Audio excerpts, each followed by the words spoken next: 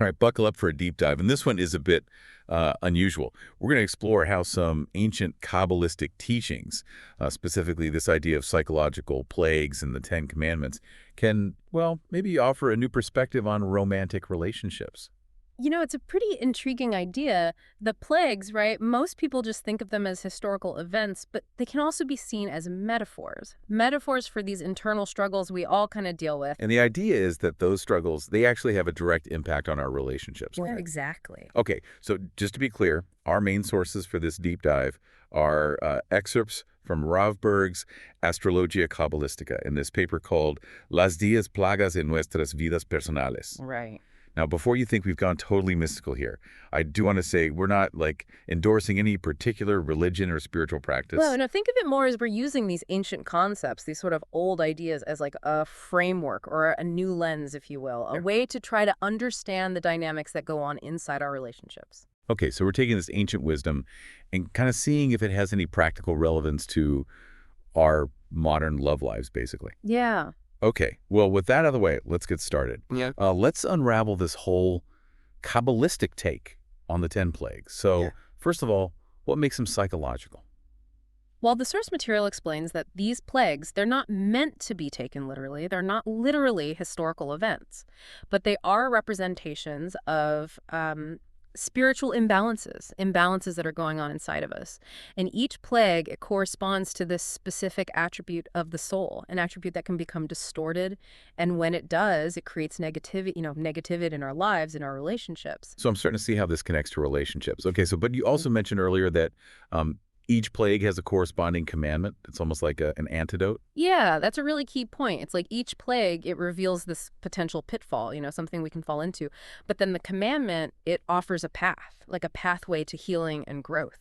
Okay, this is getting really interesting. So are we going to go through each plague one by one and kind of see how this psychological plague thing, how it actually shows up in relationships, and then talk about how that corresponding commandment, can help us, how it offers a path to a healthier partnership? Exactly. And you'll see these ancient concepts, they can actually provide some practical insights into the kind of relationship challenges that, let's face it, we all face. Perfect. Okay, let's jump in. The first plague is blood, and it's linked to the Sephira of Malchut, right? Right. So can you maybe explain what Sephira even are and what Malchut represents? Yeah, so in Kabbalah, the Sefer are like these 10 emanations or attributes of God, and they represent different aspects of creation and consciousness. And Malchut, well, it's the 10th Sephira, and it's often associated with like manifestation, action, and leadership. Okay. So if Malchut is about leadership, then what happens when it becomes distorted, Yeah. like as the source material is suggesting? Well, think of it this way. Leadership, it becomes controlling. Instead of having healthy confidence and being assertive, you end up with excessive control, possessiveness, that kind of thing. And the text, it compares this to like the Nile River turning to blood. It symbolizes how the life force of the relationship, it gets tainted by this controlling energy. Wow. Yeah, that's a powerful image. So what's the antidote then? What's the commandment, the corresponding commandment for this blood plague? It's the first commandment. I am the Lord your God. Hmm. Okay, but how does recognizing a higher power, how does that help with controlling behavior in a relationship? Well, it's about recognizing that there's something bigger than yourself. There's this force of good out there that calls for humility and surrender. So instead of always trying to control everything and everyone, you acknowledge that there's this bigger picture, there's this higher purpose, and that requires us to let go of that tight grip we have. So it's about shifting away from that my way or the highway mentality to recognizing your partner as an individual, someone who has their own needs and desires. Yes, exactly. And understanding that trying to force your will onto the relationship, it only ends up harming it. It's about trust and allowing the relationship to unfold naturally. Yeah. Okay. That makes a lot of sense. All right. Let's move on to the second plague. Frogs. These little amphibians. They're connected to the Sephira of Yesod. So tell me about Yesod. How does it relate to relationships? Okay. Yesod, it's all about connection, ponding. That foundation of things, that feeling of closeness and intimacy. Okay, so when Yesod is out of balance, What does that look like in a relationship? Well, imagine being physically present in a relationship, but emotionally you're just checked out. The text it calls this cold intimacy and apathy. There's a lack of empathy, a lack of genuine connection. You're there physically, but you're not really there. You're just like those frogs hopping in and out, never fully immersing yourself in the experience. Okay, so what's the corresponding commandment then to combat this emotional detachment that's being checked out? The second commandment, you shall have no other gods before me. Hmm. Okay, I don't immediately see the connection. How does that relate to emotional distance? Well, this commandment, it highlights how important it is to really connect. It's about having that genuine connection, not just going through the motions of a relationship, right? So it's about prioritizing that emotional bond, putting your partner first, and truly seeing them, hearing them, and feeling what they're feeling. So think about it. What are you putting before your partner? Work, hobbies, yourself. Yeah. Those can become those other gods, right? They steal our attention, steal our energy. Okay, so it's about being present, Right. right? Really present and engaged with your partner and making them a priority. No more of that froggy detachment. Exactly. It's a call to move beyond those kind of superficial interactions and to really cultivate true intimacy. And you do that by choosing your partner over all those distractions. Okay. All right, on to the third plague. Lice. This one's a little less obvious. It's linked to the Sephira of Hod. What does Hod represent? And how does it become distorted in relationships? Okay, so Hod is about humility. It's that ability to receive and to Uh, process information. But when it's distorted, it becomes unhealthy submission. So it's not, genuine humility. It's more like losing yourself in the relationship, becoming codependent. And you become just like those pesky lice clinging, draining the energy out of you, and you just lose your own identity. Okay, so how does the third commandment then, how does that offer a solution to this codependency thing? The third commandment is, you shall not take the name of the Lord your God in vain. And this emphasizes using your voice, standing up for yourself, expressing your truth. Well, that's interesting. So instead of constantly submitting, losing yourself in the relationship, it's about honoring your own worth and speaking up for your needs. No more being walked all over. Exactly. A healthy relationship, it involves both partners, right? Both partners having a voice and being respected for who they are as individuals. So this commandment, it encourages us to use our voice authentically, and to not diminish ourselves for the sake of the relationship. That's a great way to look at it. Okay, let's tackle plague number 4, wild animals. This one sounds a bit intense. What's the connection here? Okay, so this one's linked to Netzach. And Netzach is associated with ambition, Yeah. that drive and pursuit of goals. However, when this energy gets distorted, it turns into this harmful ambition. So instead of supporting each other's goals, each other's ambitions, it becomes like this competition, like each partner is trying to outdo the other. Yes, exactly. The source material, it describes it as this beastly drive, and it shows up as, undermining your partner's success. You're constantly trying to one-up them, maybe even sabotaging their efforts. Yeah, that sounds pretty toxic.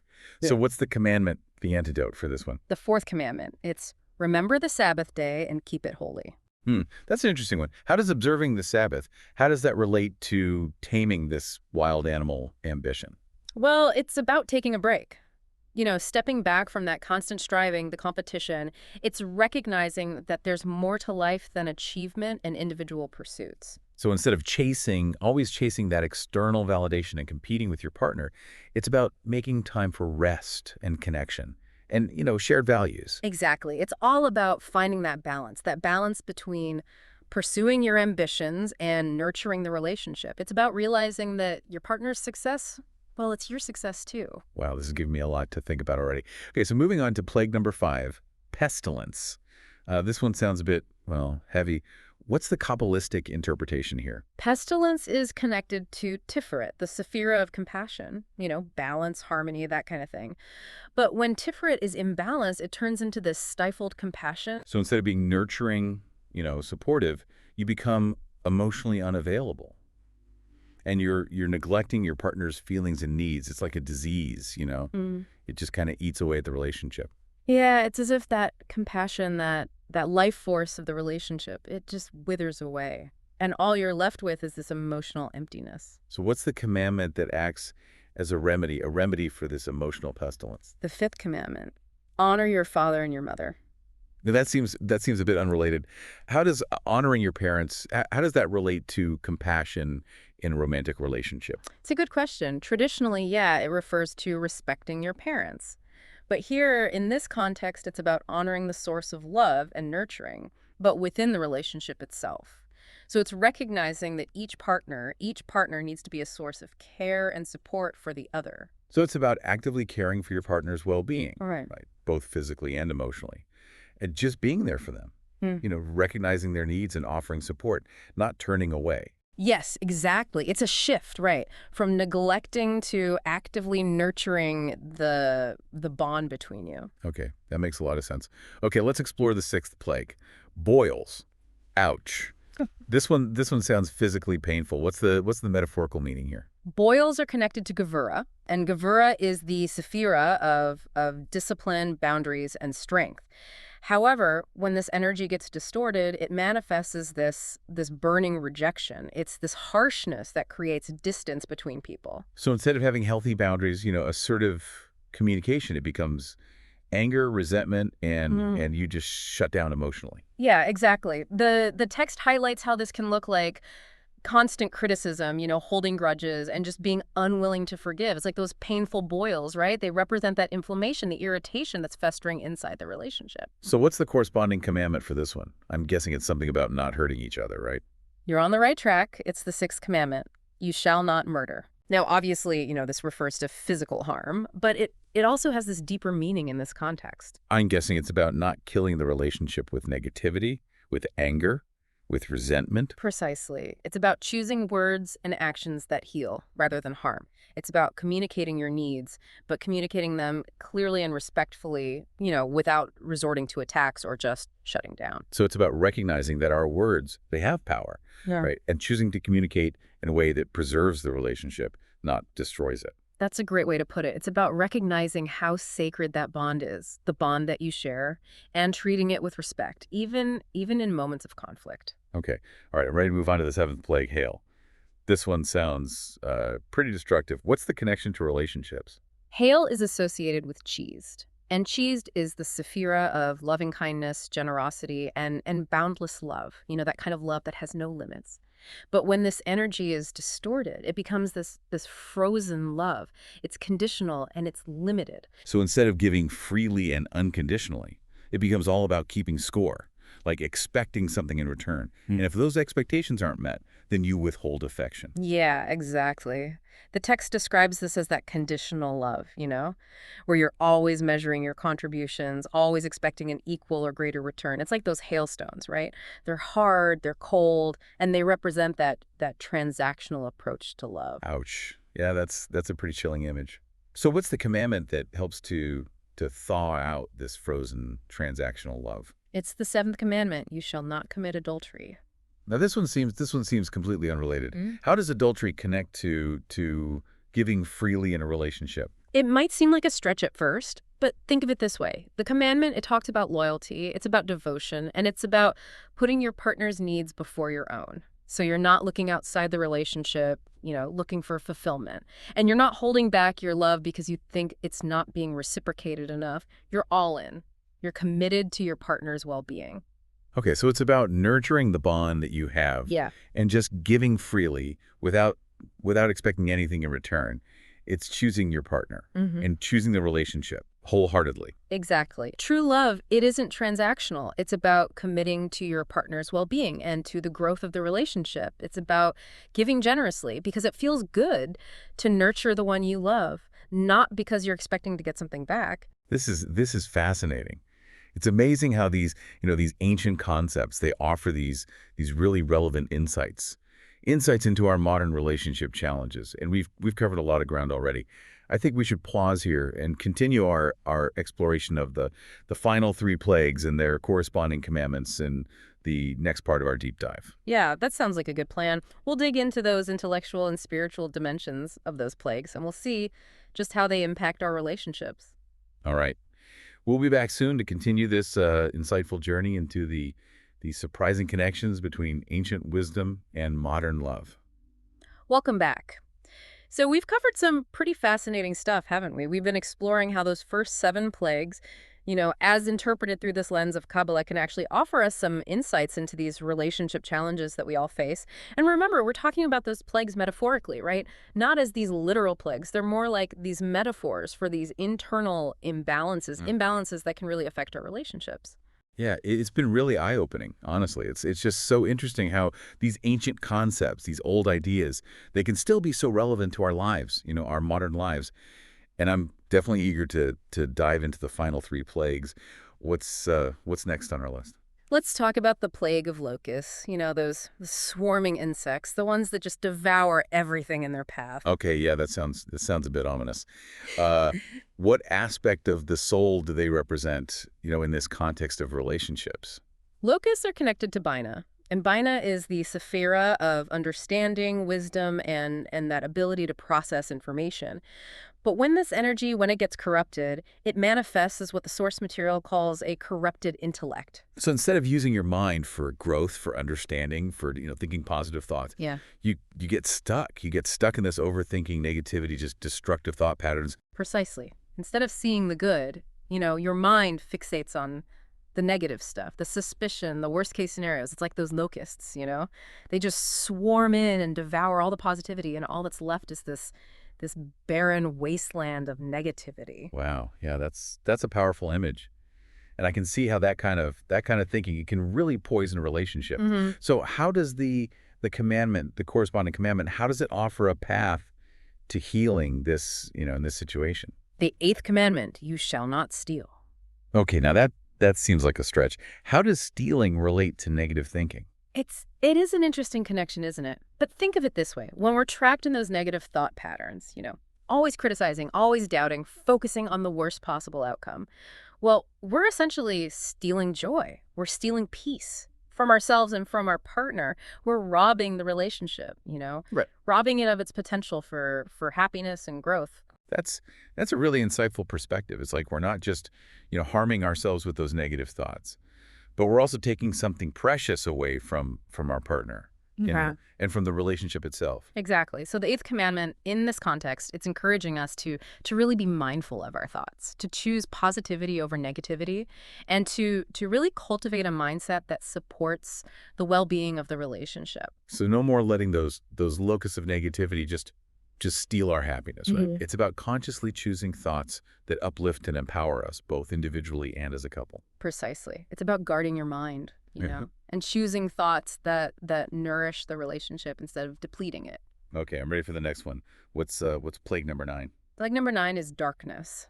And it's linked to Chachma, the sephira of wisdom, intuition, and that ability to see the big picture. Darkness and wisdom, those seem like opposites. How does that work? Well, when this energy is blocked, it creates a closed mind. You become unable to see beyond your own perspective. It's like being trapped in darkness, literally. You can't see the light of other perspectives or other possibilities. So you become stubborn, unwilling to see your partner's point of view, and you resist growth and change. Exactly. The source material, it really emphasizes how this can create a huge rift, a big gap in the relationship, because there's just no openness, no willingness to learn and evolve together. Each partner is just stuck in their own little world, their own limited perspective, and they can't bridge that gap. That makes a lot of sense. So what's the commandment that can help illuminate this darkness? The one that can bring that open-mindedness into the relationship. It's the ninth commandment. You shall not bear false witness against your neighbor. Okay, at first glance, that one seems a bit off topic. How does bearing false witness, how does that relate to being open-minded in a relationship? Think about it this way. Bearing false witness, it's about distorting the truth, right? You're presenting this skewed perspective just to serve your own agenda. So in a relationship, when we're closed-minded, we're basically doing the same thing. We're bearing false witness against our partner. We're not really seeing them clearly. We're not hearing their truth. And we're just clinging to our own distorted version of reality. So the ninth commandment, in this context, it encourages us to be truthful, not just with our words, but with our perceptions, right? To really see our partner clearly, to listen with an open heart. Yeah. And to be willing to be challenged and even changed by their perspective. Exactly. It's about creating a space for open and honest communication where both partners, they feel safe to express themselves fully. Without fear of judgment or being dismissed. It's about valuing your partner's perspective as much as you value your own. Yeah, that's a really powerful insight. Okay, last but not least, the 10th plague, the death of the firstborn. This one sounds incredibly intense. It is intense, and it's connected to Keter. Keter is the highest Sephira, and it represents our connection to the divine, our sense of purpose and our core identity. And when this energy is distorted, it leads to a loss of identity. You just feel completely lost. This one really resonates with this focus on romantic relationships. Yeah. Some people talk about, losing themselves in a relationship. Yeah, it is a common experience. In the source material, it describes it as, trying to mold your partner into your ideal. You're not respecting their boundaries, and ultimately you end up losing yourself in the process. You're so focused on the us that you completely forget who you are as an I. So you're basically sacrificing your own individuality, your own sense of self, all for the sake of the relationship. Yes, and that's never a healthy dynamic. It's like a part of you, it literally dies, just like the name of the plague suggests. So what's the commandment that can help us? Help us revive that lost sense of self and create a healthier balance within the relationship. The 10th commandment: you shall not covet your neighbor's house, you shall not covet your neighbor's wife, or his male servant, or his female servant, or his ox, or his donkey, or anything that is your neighbor's. Okay, I'm not seeing the immediate connection here. How does coveting relate to losing yourself in a relationship? It's about recognizing and appreciating your partner's individuality, allowing them to just be who they are without trying to change them. Coveting, well, it implies this desire for something that isn't yours, Yeah. this dissatisfaction with what you have. So in a relationship, when you're trying to change your partner, you're essentially coveting a different version of them, a version that fits your ideal. You're not fully accepting and appreciating them for who they truly are. So instead of coveting what they have or trying to make them into something they're not, you celebrate their unique qualities, and you support their growth. Exactly. It's about two individuals, two whole individuals coming together to create something beautiful while still honoring their own paths and their own individual identities. It's about recognizing that a healthy relationship, it's about we, not me. This has been such an insightful exploration of these plagues and these commandments. I'm starting to see patterns, in my own relationships, and I'm sure our listeners are too. It's a bit unnerving, I'll admit, but it's also incredibly helpful to identify those patterns and see how they might be, you know, contributing to conflict or unhappiness. I'm curious to hear more about how we can actually apply these insights, in practical ways. Absolutely. Let's delve into that in the next part of our deep dive. We'll explore some specific strategies, strategies for using these commandments as antidotes to those psychological plagues and ultimately, cultivating healthier and more fulfilling relationships. Yeah, that sounds great. We'll be back soon to explore that practical side of these ancient teachings. Welcome back to our deep dive.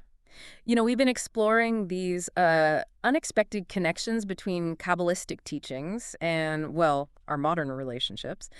And so far, we've explored how these 10 psychological plagues, as they're described in our source material, they can actually show up as some pretty common relationship challenges. Right, exactly. We've seen how these plagues, they're really like distortions of our soul's attributes, and they can create all this negativity, this imbalance in our partnerships. Yeah, and it's been kind of unnerving to see how these plagues, they can really play out in our lives. But the good news is we've also discovered that each plague, it has this corresponding commandment, and that commandment, it acts like a sort of antidote, right? It offers this path, this pathway to healing and growth.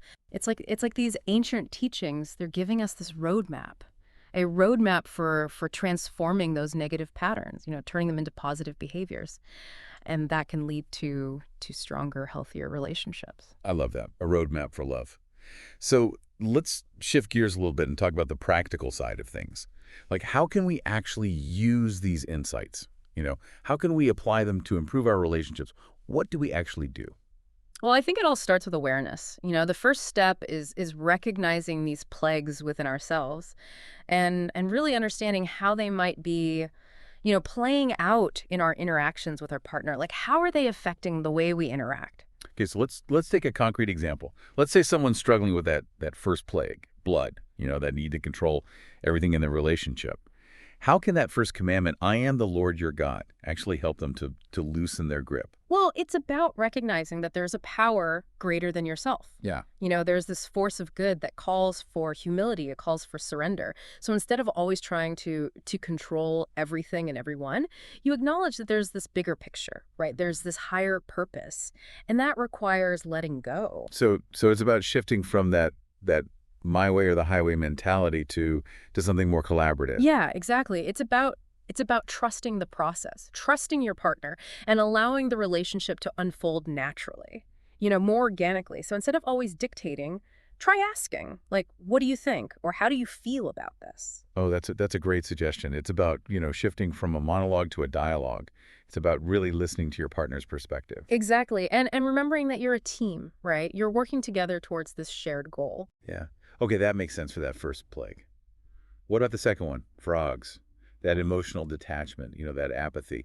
How can we use the second commandment, you shall have no other gods before me, to combat that froggy distance? Well, this commandment, it's all about prioritizing, right? Like, what are you putting before your relationship? Is it work, hobbies, social media? It's about recognizing those other gods and making that conscious effort to put your partner first. So it's about creating space for your partner, both physically and emotionally. It's about putting down the phone, turning off the TV, and really being present. Precisely. Schedule some quality time together. Time without distractions. Engage in activities that foster connection. Go for a walk, cook a meal together, have a meaningful conversation. Those kinds of things. Yeah, those are great ideas. It's about choosing connection over distraction and really making that relationship a priority. Exactly. And remembering that intimacy, real intimacy, it requires time and attention and effort. You got to put in the work. Okay. All right, let's move on to that third plague, Lice. That unhealthy submission, that we talked about earlier. How can the third commandment, you shall not take the name of the Lord your God in vain, guide us toward, a healthier sense of self, within the relationship? Well, this commandment, it really emphasizes using your voice, expressing your truth, standing up for yourself. And it's not about being aggressive. It's not about being dominating. It's about being assertive and honoring your own needs and boundaries. So it's about finding that balance, right, between being accommodating and being true to yourself. Yes. It's about recognizing that you deserve to be heard and you deserve to be respected within the relationship. And you can start by practicing clear communication, Express your feelings and needs, but do it openly and honestly. Okay, so instead of just going along with whatever your partner wants, you start expressing your own preferences, your own opinions. Exactly. And if your needs aren't being met, don't be afraid to speak up. Remember, a healthy relationship, it requires both partners to feel valued and empowered. That's a really important reminder. Okay, let's talk about the fourth plague, wild animals. That destructive ambition, that can lead to competition and conflict in a relationship. How can we use the fourth commandment, remember the Sabbath day and keep it holy, to help us tame those beasts? This commandment, it reminds us to rest, to step back from that constant striving, and to really appreciate what we have. It's about finding a sense of peace and contentment within the relationship, rather than always seeking that external validation or achievement. So it's about creating space for shared joy, and connection, instead of getting caught up in that rat race of individual pursuits. Yes. It's about celebrating each other's successes, instead of seeing them as threats. Make time for those activities that bring you joy as a couple, without that pressure to achieve anything. Remember, a relationship, it should be a source of support and encouragement, not competition. Yeah, I love that. Shifting from competition to collaboration. Yeah. And mutual support. Exactly. It's about recognizing that your partner's wins, well, they're your wins too. Okay. On to plague number 5, pestilence. That stifled compassion that can really lead to emotional neglect. How can we use the fifth commandment, honor your father and your mother, to cultivate more compassion and emotional responsiveness in our relationships? Well, in this context, it's about honoring the source of love, and nurturing, but within the relationship itself. It's recognizing that both partners need to be a source of care and support for each other. But it's about actively choosing to be there for your partner, emotionally and otherwise. Exactly. Make an effort to understand your partner's emotional needs. Be present for them, when they're struggling. Offer words of affirmation, offer support. Even those small acts of kindness and care, they can go a long way in nurturing that emotional bond. It's about making their well-being a priority Hmm. and showing them that you care. Not just saying it, but actually showing it through your actions. Precisely. Actions often speak louder than words, right? Right. Okay. Yeah. Let's explore that sixth plague, boils. Those painful boils that represent burning rejection and that breakdown of healthy communication.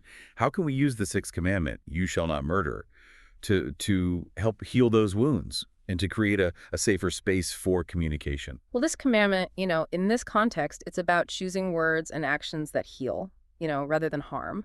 It's about being mindful of the power of our words and choosing to communicate in a way that preserves the relationship.